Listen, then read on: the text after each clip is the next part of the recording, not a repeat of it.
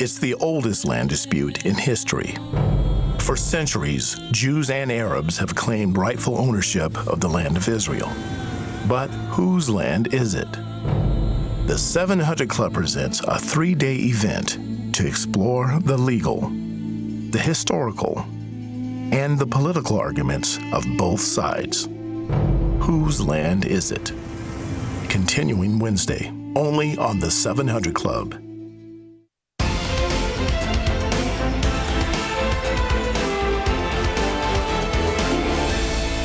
Well, are we ready to select a president yet? I think the people would say so. There's more to go. It's not over yet, but it sure does look like the Donald is going to be up against Hillary. That is, if Hillary doesn't get indicted. So that could be our presidential race, so the Democrats may have to get in a substitute before it's all over. But both of those candidates won smashing victories in the Super Tuesday primaries. They sure did. Trump is the clear leader among Republicans, and Clinton seems to have the Democratic nomination wrapped up.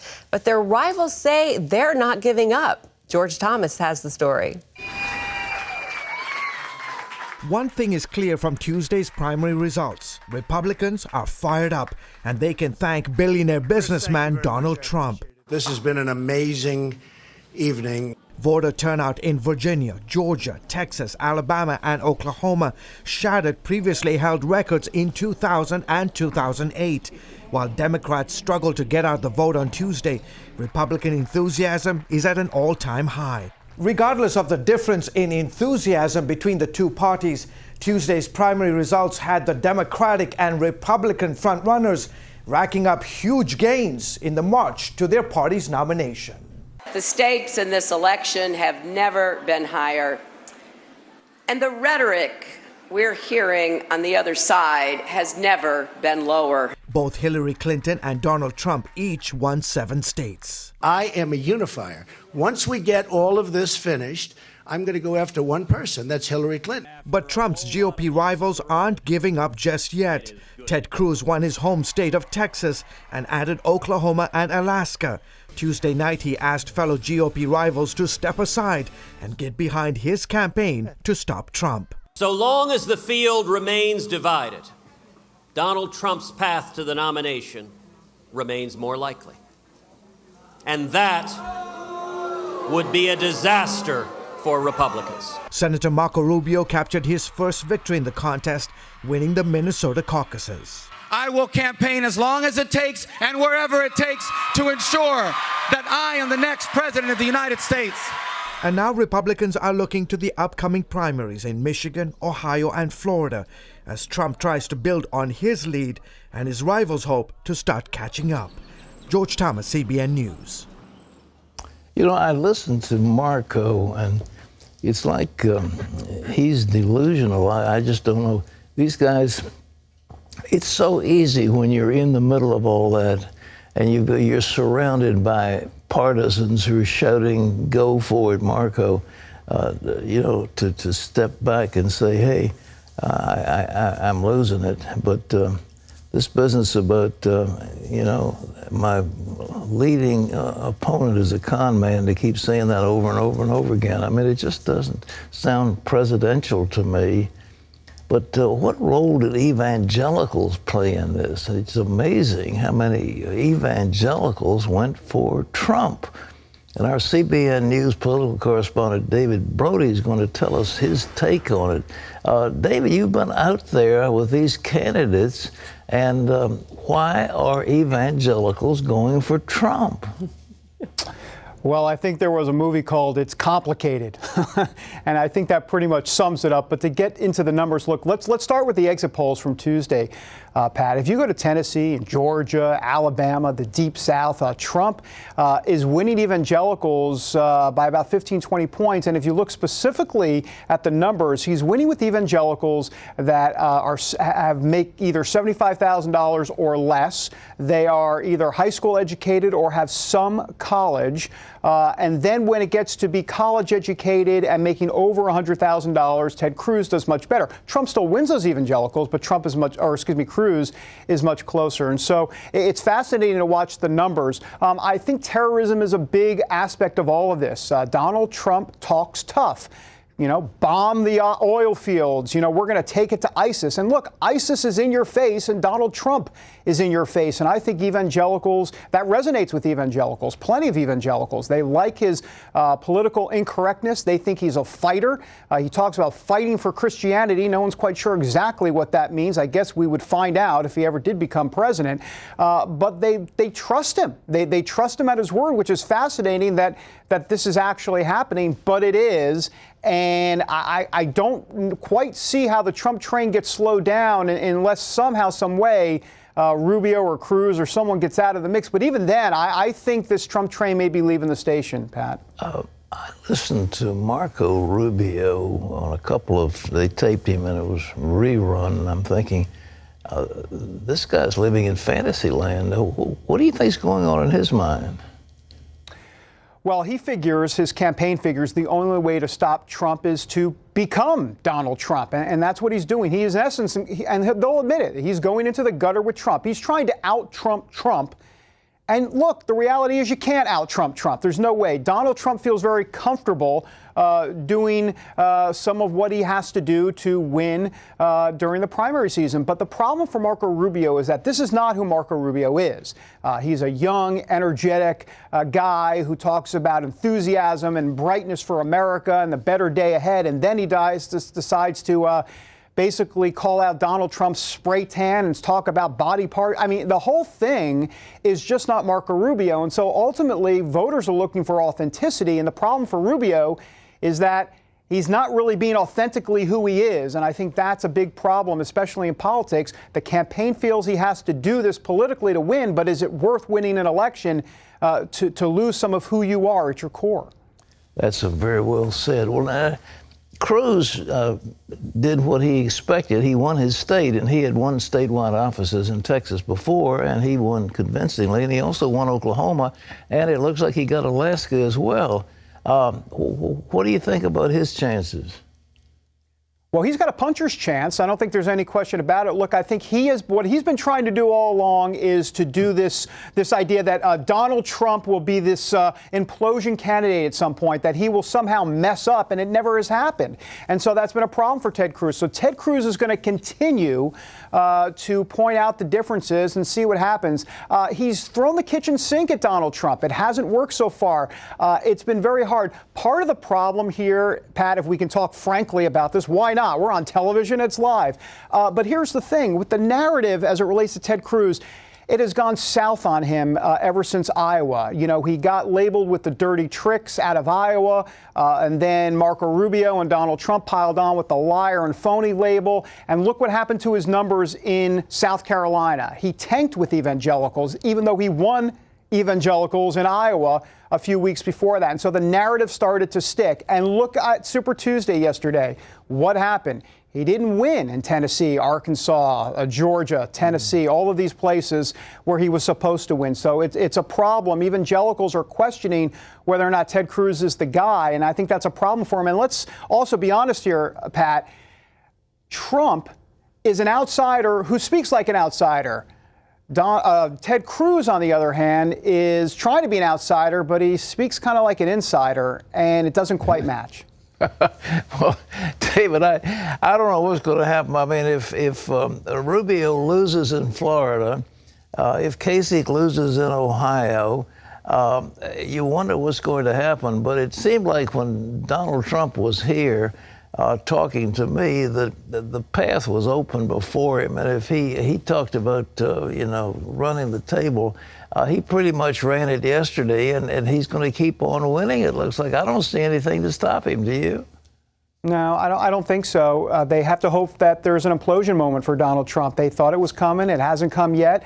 I'm not convinced it'll ever come at this point because Donald Trump is too close to this nomination, and I think he can smell it, he can taste it, and I don't think he'd do anything that stupid at this point to blow it.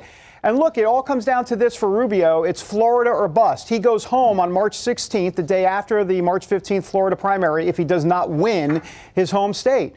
And John Kasich also, Ohio, that's it for him as well. So this thing is coming to an end pretty quickly in the next 2 weeks. It'll be Florida or bust. And I think after March 15th, in other words, March 16th, we'll have the final clear picture of exactly what's going to go on. Well, David, stay with it, buddy. You're doing a good job. I appreciate it. Thanks, with the death of Justice Antonin Scalia, the vacancy on the Supreme Court has become a major issue in this presidential election. And today, a divided court is taking up its first abortion case in nearly a decade.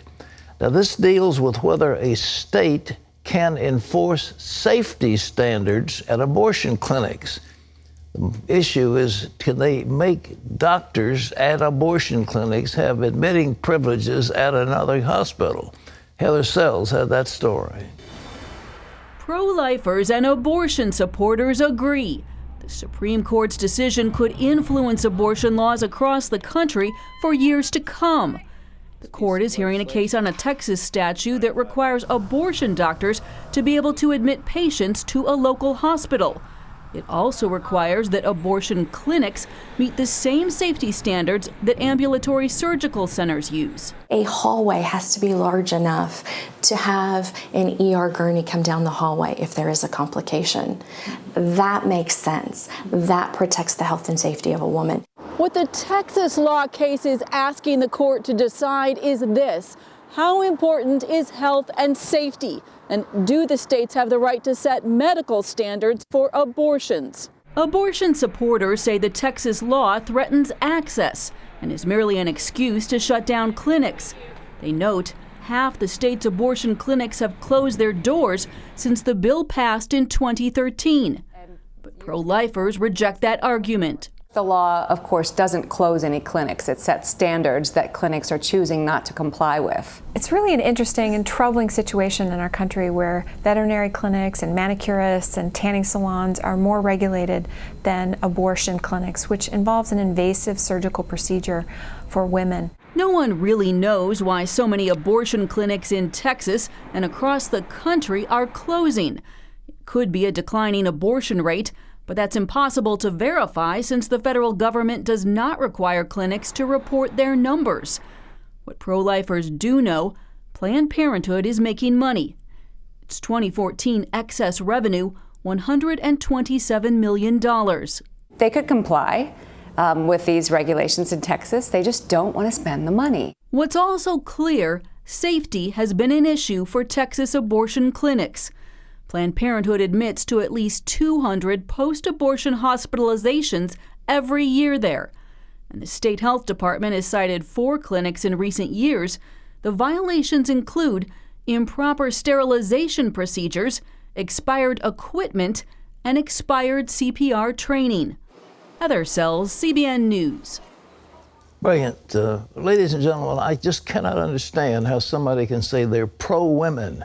I am for woman's health, and yet at the same time they want some charnel house available for a woman to get butchered by somebody who is incompetent, and they don't want the latest medical technology available to women. And if a state makes that those standards, why anybody would say that's limiting a woman's access to abortion? The argument is absolutely nonsense, and it's before the Supreme Court. It should never have gotten there. That should never have been federalized. If Roe versus Wade was a disaster, it was called Blackmun's abortion. He's the one that wrote that decision, Roe versus Wade. And there's been confusion on abortion ever since. But it should be a matter of the state police powers, and the state should have the right to regulate the safety and health of the women in their state. And the idea that there's somehow a constitutional right to be butchered by some hack that doesn't know what he's doing just doesn't hold water. And it's a shame that Justice Scalia, if he was there would be clearly a 5-4 decision upholding the Texas statute. They may come out that way, or they could hold it off. They could hold the vote and say, well, we'll hold it until another justice is appointed. We don't know what they'll do, but that's a possibility. Wendy? Well, up next, the vicious lie that's being spread about the state of Israel and the one woman who's determined to set the record straight. We'll talk with her next.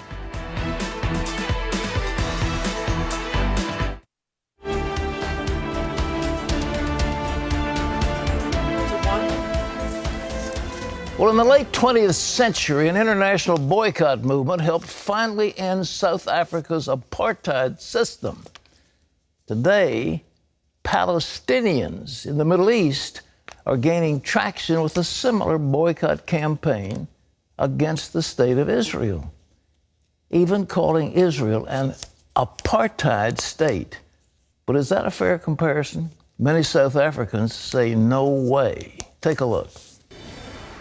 From 1948 to 1994, South Africa endured a rigid political system of racial segregation and discrimination against its black citizens. This system was called apartheid. Today, anti-Israel speakers are misusing the word apartheid to spread a lie that delegitimizes the state of Israel. Brick by brick, wall by wall, Israeli apartheid has to fall. Olga Meshua is a South African attorney and activist who says this characterization of Israel is false and makes a mockery of the struggle her parents and grandparents endured under apartheid. When I hear that Israel is an apartheid state, when people make that accusation, depending on the mood that I'm in on the day, I either pack out laughing or I get really, really angry, because it's an absolute lie. To counter that lie, Meshu travels the world speaking out in support of Israel. She's the CEO of DAISY, an acronym that stands for Defend, Embrace, Invest, Support Israel. Well, Olga Meshua is here right now. And Olga, I'm so glad to welcome you. How did you get into this crusade for Israel? You're a South African. DAISY was actually started by my father, and he came home having been exposed to what the BDS was doing on university campuses in America. And he said that if there's going to be a response, then it has to come from black South Africans in particular who suffered during apartheid.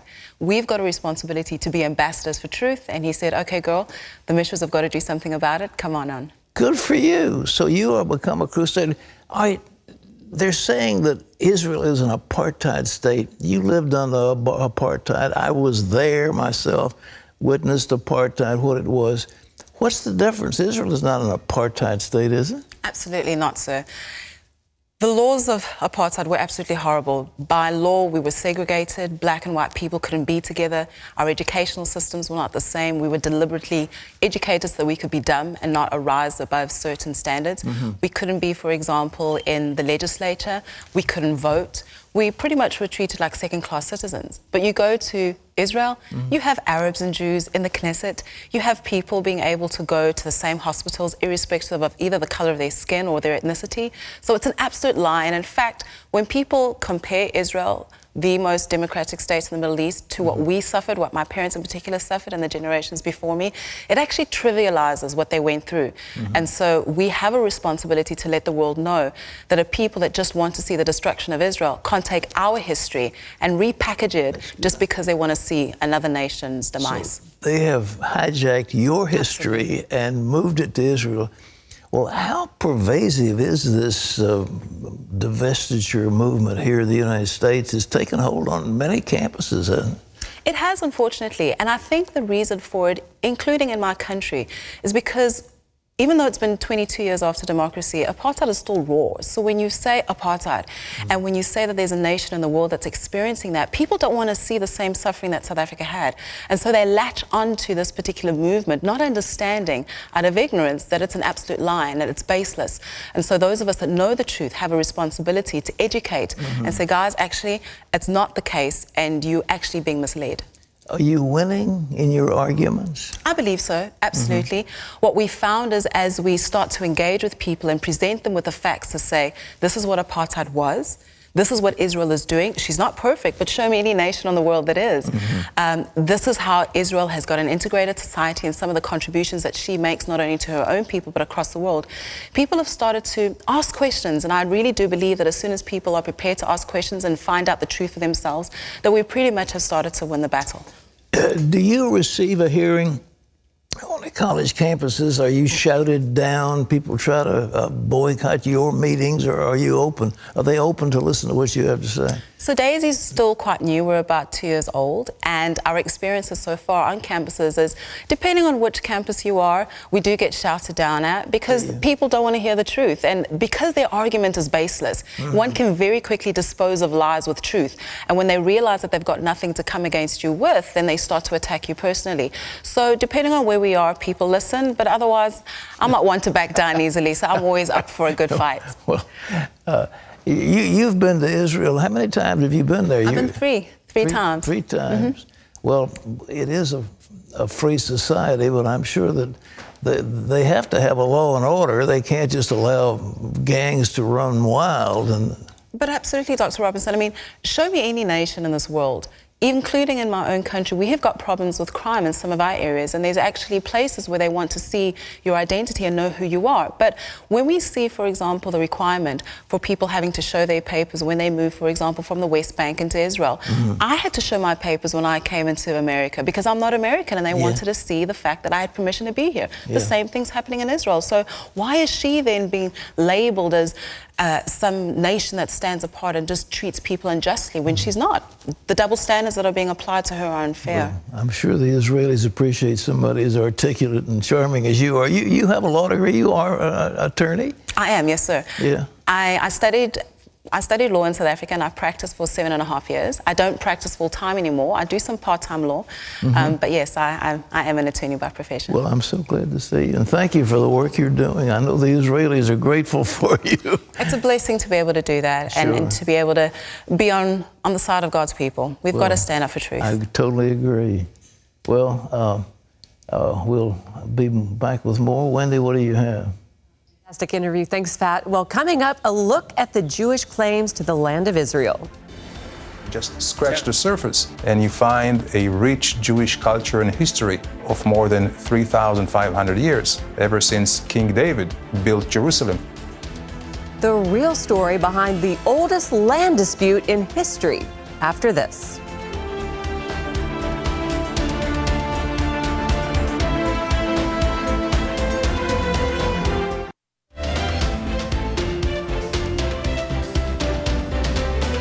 Well, it's the most contested piece of real estate probably in the world.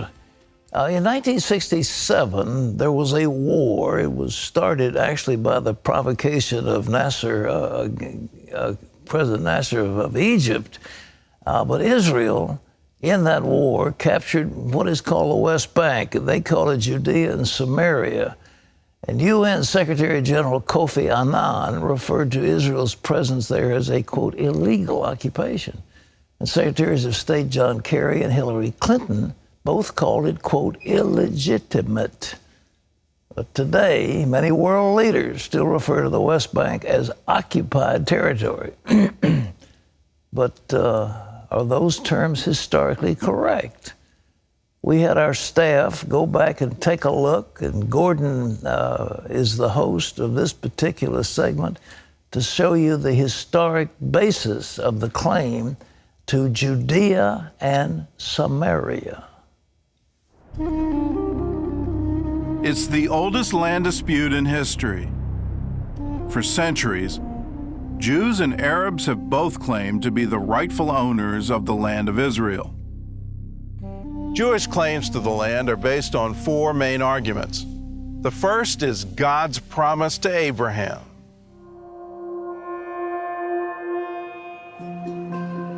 Israeli Prime Minister David Ben-Gurion often said that the Bible was the Jewish mandate for settling the land of Israel. In the book of Genesis, God gave the land to Abraham, Isaac, and Jacob, the patriarchs of Israel. And the rest of the Bible tells the story of their descendants in the land.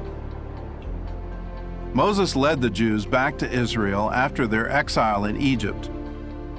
And roughly 400 years later, around 1000 BC, King David conquered the city of Jerusalem and built his capital there. But the story of the Jews isn't limited to the borders of modern Israel. Their footprints have been traced throughout Judea and Samaria, now the Palestinian West Bank. Bethel, where Jacob dreamed of a ladder to heaven. Shiloh, the resting place of the Ark of the Covenant. Bethlehem, the birthplace of King David. And Hebron, where the Jewish patriarchs are buried. This is all not just documented in the Bible and in history, it also reveals itself in every inch of the land. In any archaeological dig, you just scratch the surface and you find a rich Jewish culture and history of more than 3,500 years, ever since King David built Jerusalem 3,010 years ago. The Jewish rule over Israel was also documented outside the Bible, often by the enemies of Israel. In Egypt, an inscription on the Merneptah Stela proclaimed in the 13th century BC that Israel has been laid waste. In 840 BC, the Moabite king Mesha wrote about the house of David, as did another king a century later, Hazael of Damascus. In the 1st century AD, the Jewish historian Josephus described in great detail the Jewish temple in Jerusalem and its destruction by the Romans, a story confirmed by a relief in the Arch of Titus in Rome.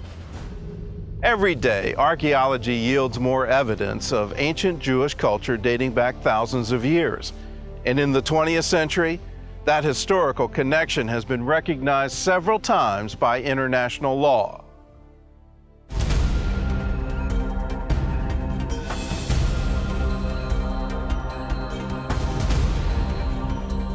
In 1917, British Foreign Secretary Arthur Balfour issued a declaration calling for a Jewish homeland in Palestine, also known then as southern Syria. Palestine included at the time all the territory which is now Israel, which is also Judea and Samaria, the West Bank, and Jordan. In 1920, Allied leaders gathered in San Remo, Italy to divide the remains of the Ottoman Empire.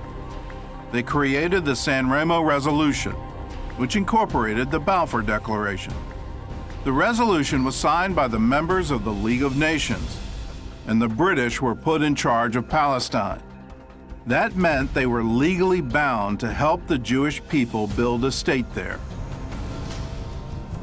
2 years later, in 1922, the League adopted the British Mandate for Palestine, which recognized the historical connection of the Jewish people and the need for reconstituting their national home there. By that time, the land allocated to the Jewish people had been drastically reduced, with more than 75% of it going to the new Arab kingdom of Transjordan. The mandate was signed by all 51 members of the League of Nations, and once again, a Jewish state was guaranteed by international law. But 25 years later, that state still existed only on paper. And in 1945, the League was replaced by the United Nations. Article 80 of the UN Charter states that the UN would not alter existing states, peoples, or mandates, which means the UN legally recognized the right of the Jewish people to settle in Palestine, from the Jordan River to the Mediterranean Sea. The United Nations is the legal successor and inheritor of the League of Nations, which means all obligations, commitments, and pledges of the League of Nations must be upheld by the United Nations. Unfortunately, they did not do it in the case of Israel and the Jewish ownership over their land.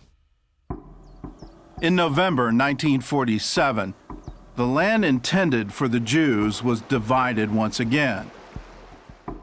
The UN voted to partition what was left of Palestine into two parts.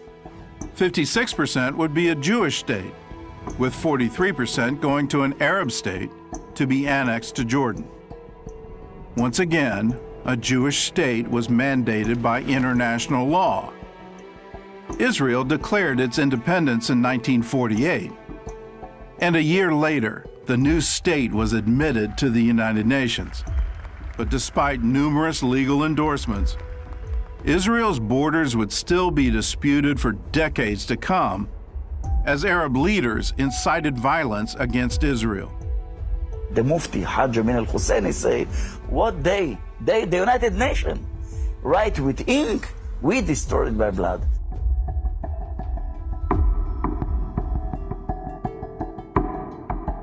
In 2002, UN Secretary General Kofi Annan famously used the phrase illegal occupation to describe Israel's annexation of the West Bank in 1967. But Annan's critics were quick to point out his use of the word illegal was incorrect because the West Bank never legally belonged to Palestinian Arabs in the first place. Palestine was ruled by the Ottoman Turks from 1516 to 1918. Then for the next 30 years, it was controlled by the British until Israel declared its independence. During the war that followed, the Kingdom of Jordan invaded the West Bank and formally annexed the land in 1950. There is a lack of historical understanding, and also there is an abuse here by this saying of international law. Since the West Bank, Judea and Samaria, was annexed by Jordan, it was a Jordanian territory, and in 1967, the 6 Days War, when Israel had, again, a campaign of self-defense, when 3 armies of Syria, Jordan, and Egypt were surrounding us, ready to drive us into the sea, Israel won the war, and as a result, we took into possession the West Bank, Judea and Samaria. This land was captured from Jordan. Since Israel recaptured the land from Jordan, it now belongs to Israel, according to international law. One judge on the International Court of Justice wrote the following about the 1967 war. A state acting in lawful exercise of its right of self-defense may seize and occupy foreign territory, as long as such seizure and occupation are necessary to its self-defense. And where the prior holder of territory had seized that territory unlawfully, the state which subsequently takes that territory in the lawful exercise of self-defense has against that prior holder better title. We bought our land in the blood of our soldiers. We didn't start with a war. The Arabs started with a war. All over the world, the idea when someone started with a war and he failed, he paid the price. He paid the price. So why we have to pay the price now? The last claim the Jewish people make for the land of Israel focuses not on how they got it, but what they did with it.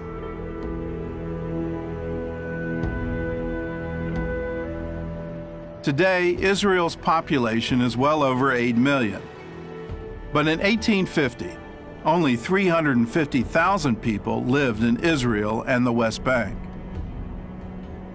In 1857, the British consul in Palestine reported that the area was empty of inhabitants, and that its greatest need is a body of population. A decade later, British scientist H.B. Tristram wrote that whole villages there are rapidly disappearing from the face of the earth. And American writer Mark Twain wrote this about the Jezreel Valley.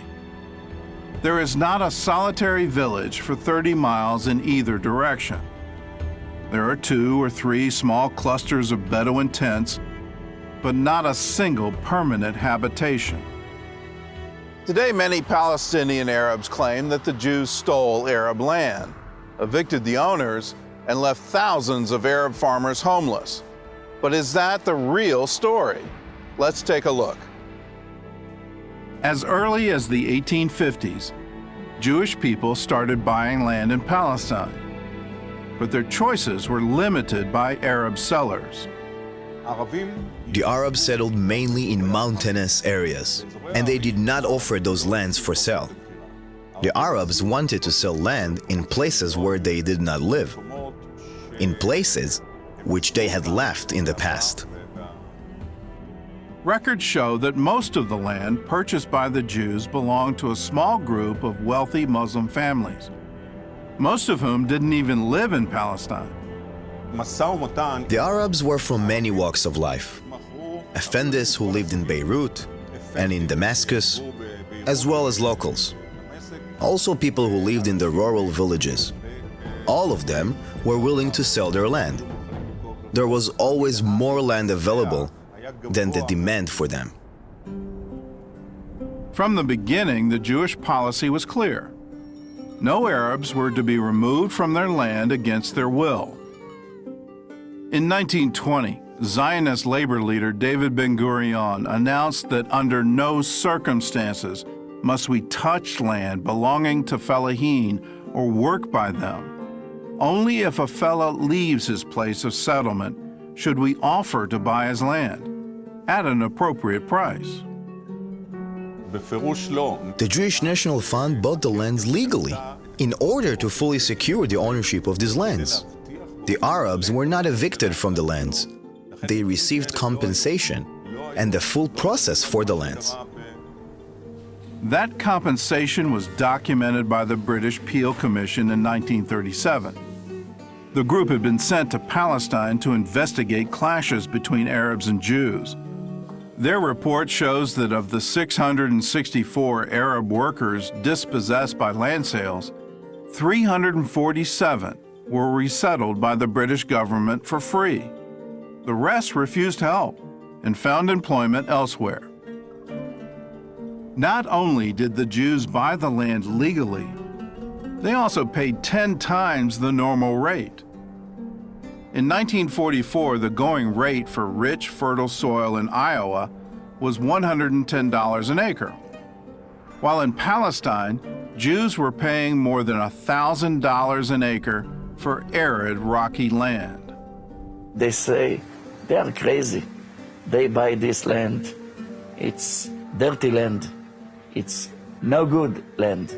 But they are not stupid, and they know that we must work very hard, and they work very hard. Look what we have. We are only 66 years old, and look what we have already.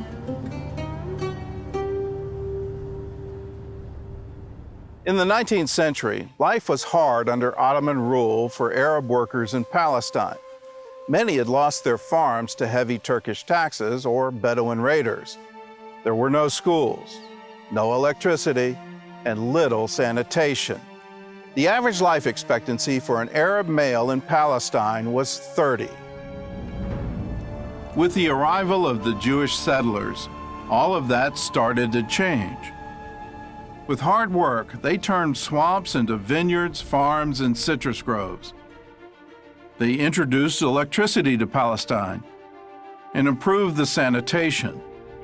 They also worked to eradicate the mosquitoes that cause malaria. And the local Arabs benefited from their work. Over a 20-year period, the infant mortality rate for Arab children was cut in half, and the life expectancy for Arab men increased by 12 years.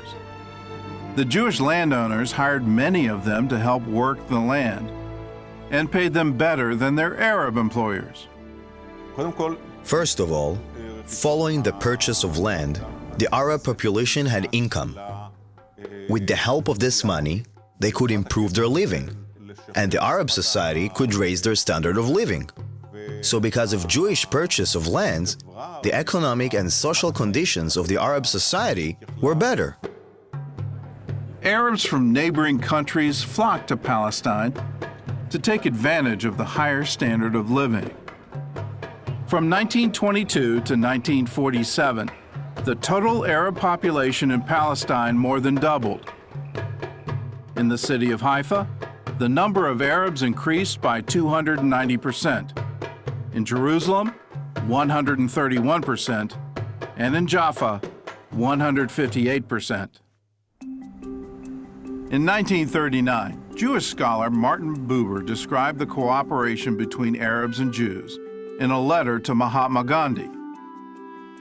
The Jewish farmers have begun to teach their brothers, the Arab farmers, to cultivate the land more intensively. Together with them, we want to cultivate the land to serve it, as the Hebrew has it. The more fertile this soil becomes, the more space there will be for us and for them. We have no desire to dispossess them. We want to live with them. By the time Israel declared independence in 1948, the Jewish people had already built a strong network of communal farms that stretched from the Galilee to the Negev. They'd also built schools, hospitals, roads, and cities. In other words, they were already functioning as an independent state.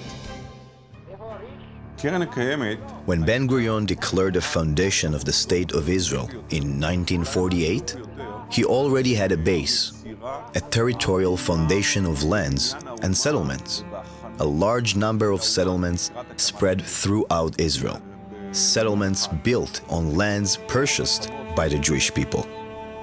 Despite the valid historical and legal claims of the Jewish people to their land, Israel's borders are still being negotiated after nearly 7 decades of statehood. Even though there is no doubt, not historic, not moral, not archaeological doubt about the connection of Israel to the land and the land to Israel, Israelis are willing to compromise just in order to save lives, just in order to achieve peace. We will wait until we have a partner on the Palestinian side which is trustworthy, which does not believe in the destruction of Israel and the Jewish people as a way to build their own national narrative, and willing to live with us in peace and cooperation. Fascinating. Well, that was the second of 3 parts to our new series, Whose Land Is It? If you missed an episode or you want to watch it again, you can just go to CBN.com. We have a special page set up where you can download and share the stories. You can also order this DVD. It's just $10. So make sure to go to CBN.com and find the Whose Land Is It link. And you don't want to miss this. Well, still ahead, it is time for your email questions. Doug says, my wife filed for divorce. My daughter blames me, and she won't speak to me. Is there anything I can do to fix my relationship with my child? Pat will tackle that question and much more right after this.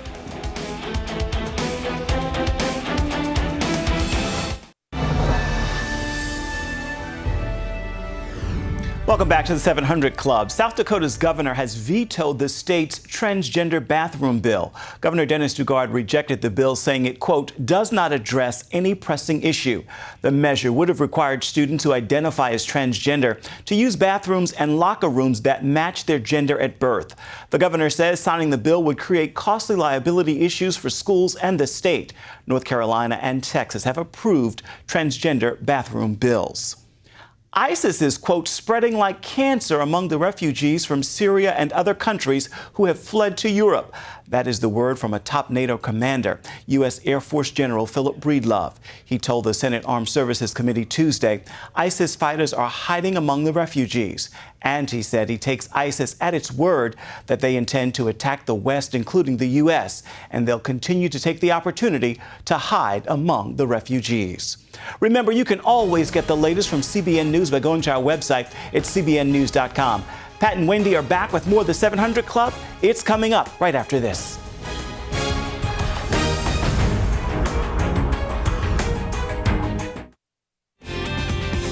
To see this week's most viewed stories, go to cbn.com.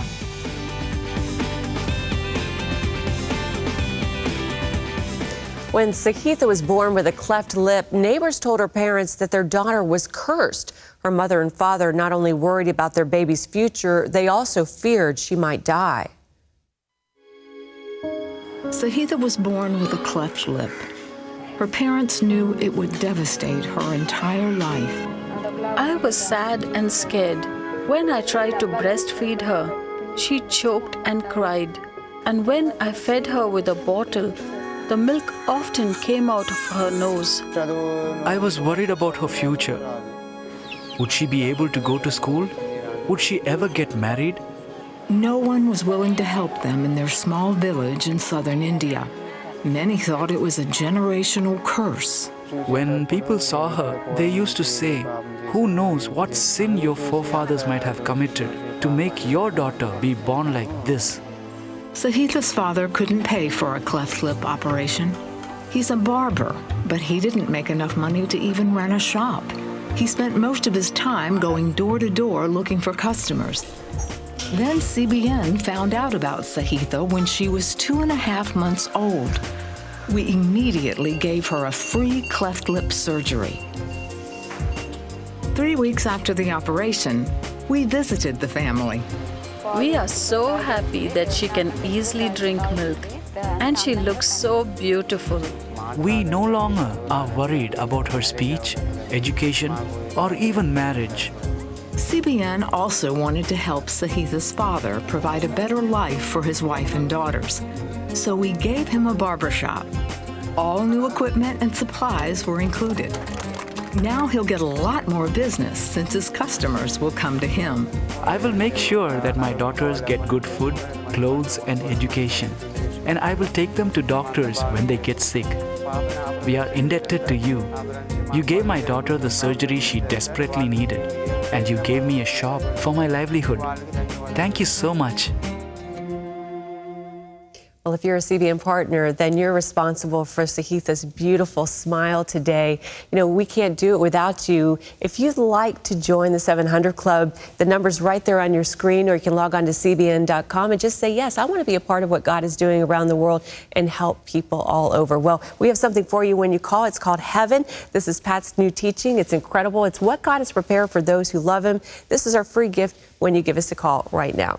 Well, it is time to bring it on, and I believe you look ready. Let's go for it. Douglas says, Pat, my wife of 25 years filed for divorce, and our 20-year-old daughter has blamed me. My daughter moved out of the house when we talked to her and told me to never contact her again. I've tried to connect with her, but I haven't heard from her in 6 months now. She even ignored me on her birthday and over the holidays. Should I try to contact her before I leave, or should I obey her wishes? I miss her terribly and will probably be moving away soon. Now, wait a minute. Wife leaves husband. That's the story. Wife leaves husband. Well, they filed for divorce. I dig it, but the wife is the one who filed. Yeah, she filed. The wife filed for divorce. So told the daughter, husband, who knows what lies that woman told that daughter about her husband? Who knows? Oh, he was a child molester, he's addicted to porn, he's a drug addict. Who knows what it... And that girl's mind has been polluted. But, you know, folks, it is the most awful thing. Don't ever do it. The idea of a wife or a mother trying to gain a child's affection by bad-mouthing the spouse. Look, you need to present a unified front, husband and wife together. And I remember one of my children said, you know, I love mommy and daddy. And the idea is that somehow I have got to make a choice. But that wife apparently polluted that daughter's mind. How are you going to get her back? Well, perhaps she could have counseling, or maybe God Himself will show her. But all I can say to the guy who asked the question is continue to love your daughter, continue to let her know you care about her, and one of these days she'll wake up and realize. But you might ask her, what is it you think I did? Please tell me. Yes. Please tell me what it is you think I did so I could explain it to you. All right? Yeah, that's good. Thanks, Pat. Well, Murray says, is it okay to donate your body to science after you die? I've had health problems and a kidney transplant and feel my body would be useful to medical students. What do you think? Oh, absolutely. Look, once you leave it, it's just an old shell. Who needs it? I mean, it's worth about 90 cents or something. So sure, you can donate your organs to people, I mean, to medical science, for use as transplants and so forth. I think that's a very worthwhile thing to do. There's nothing that I know of that's unscriptural, unchristian about it. Okay, John says, I know that there is all joy, happiness, and peace in heaven. My question is this. I've accepted Jesus and expect to spend eternity with Him. A loved one has not accepted Jesus, and I pray for him daily. I hate the thought of spending eternity without Him.